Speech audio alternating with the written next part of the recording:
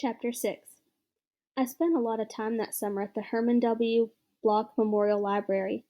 The Herman W. Block Memorial Library sounds like it would be a big fancy place, but it's not. It's just a little old house full of books, and Miss Franny Block is in charge of them all. She is a very small, very old woman with short gray hair, and she was the first friend I made in Naomi. It all started with Winn-Dixie not liking it when I went into the library, because he couldn't go inside too. But I showed him how he could stand up on his hind legs and look into the window and see me in there, selecting my books, and he was okay as long as he could see me.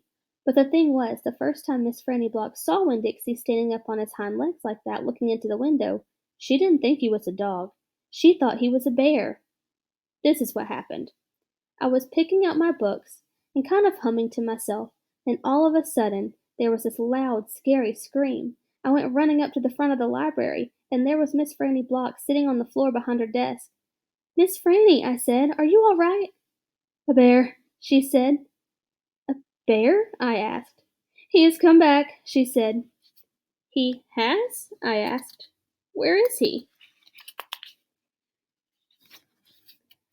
"Out there," she said, and raised a finger and pointed at Winn-Dixie standing up on his hind legs, looking into the window for me. "Miss Franny Block," I said, "that's not a bear, that's a dog. That's my dog, Winn-Dixie." "Are you positive?" she asked. "Yes, ma'am," I told her. "I'm positive. He's my dog. I would know him anywhere." Miss Franny sat there trembling and shaking. "Come on," I said. "Let me help you up. It's okay." I stuck out my hand, and Miss Franny Block took hold of it, and I pulled her up off the floor. She didn't weigh hardly anything at all.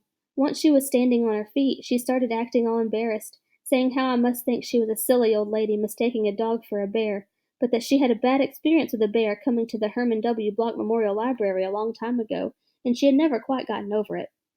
"When did it happen?" I asked her.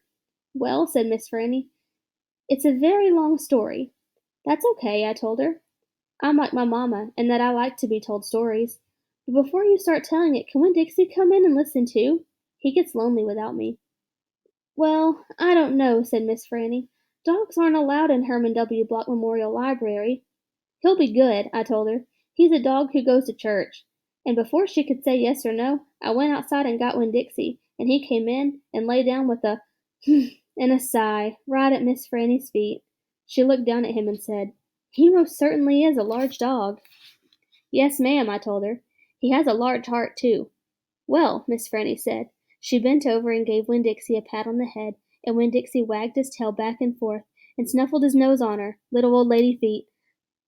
"Let me get you a chair and sit down so I can tell this story properly."